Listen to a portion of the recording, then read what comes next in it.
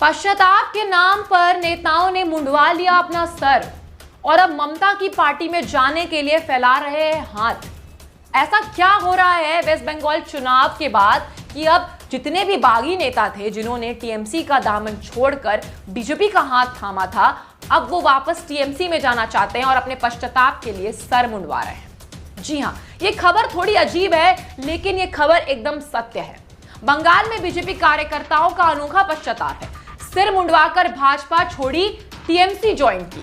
जी हां, उन्होंने अपने पश्चाताप के लिए अपना सर मुंडवा लिया और भाजपा की सरकार को ठुकराते हुए, ठोकर मारते हुए अब टीएमसी का हाथ थामने जा रहे हैं। देश की राजनीति में इन दिनों अजब गजब घटनाएं देखने को मिल रही हैं। देश भर में विपक्षी पार्टियां भाजपा पर अपने नेताओं, कार्यकर्ताओं और विधायकों को तोड़ने का रोना रोती हैं। लेकिन पश्चिम बंगाल देश का एक ऐसा प्रदेश है जहां भाजपा ममता बनर्जी पर अपने नेताओं और तोड़ने का आरोप लगा रही है। विधानसभा चुनाव समाप्त होने के बाद से ही टीएमसी में शामिल होने की होड़ सी मची हुई है। भाजपा में जैसे भगदड़ मच गई है और सब टीएमसी के पीछे जाना चाहते हैं, सब टीएमसी में शामिल होना चाहते हैं और सब पछता रहे हैं कि उन्होंने क्यों आखिर चुनाव के लिए ही सही लेकिन बीजेपी का हाथ थाम लिया। भाजपा के नेता और कार्यकर्ता अब किसी भी कीमत पर टीएमसी में शामिल होना चाहते हैं, चाहे उन्हें सिर के बाल ही क्यों ना मुंडवाना पड़े। मामला पश्चिम बंगाल के हुगली की है।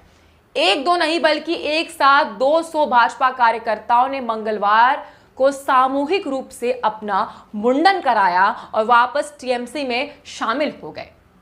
ये किस तरीके की होड़ मची है कि भाजपा कार्यकर्ता वो भी एक दो नहीं बल्कि 200 की संख्या में अपना सर मुंडवा रहे हैं और ममता दीदी के शरण में जाने के लिए हाथ फैला रहे हैं।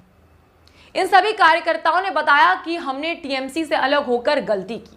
भाजपा जैसी पार्टी में जाना किसी पाप से कम नहीं था, अतः हम अपना सिर मुंडवाकर पापों का प्रायश्चित करना चाहते हैं।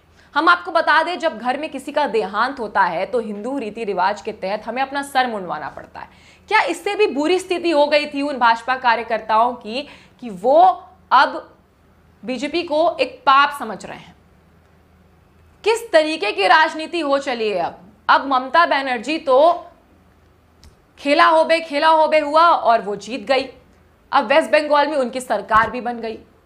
पर उस तरीके से जब बीजेपी दावा कर रही थी कि हम जीतेंगे और शिवेंदु अधिकारी को उनके खिलाफ खड़ा किया गया, तो अब क्या हुआ? मुकुल रॉय ने खुद अब टीएमसी का दामन थाम लिया है और अब धीरे धीरे करके सारे नेता और विधायक जाते हुए नजर आ रहे हैं टीएमसी में।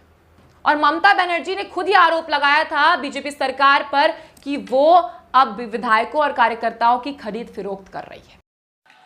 আমি আবার বলছি, আমি দুর্বল নই, আমি শক্তিশালী লোক। ये पार्टी और कितना गिरेगी राजनीतिक माहौल बनाने के लिए और चुनाव जीतने के लिए, ये तो कोई भी नहीं कह सकता।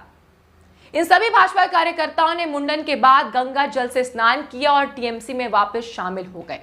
इसके बाद इन सभी कार्यकर्ताओं ने आरामबाग इलाके में स्थानीय सांसद अपरूपा पोद्दार का हाथ पकड़कर टीएमसी का झंडा थामा और ममता दीदी जिंदाबाद के नारे लगाने लगे। बताया जाता है कि भाजपा से टीएमसी में शामिल होने वाले अधिकांश लोग दलित समुदाय से थे।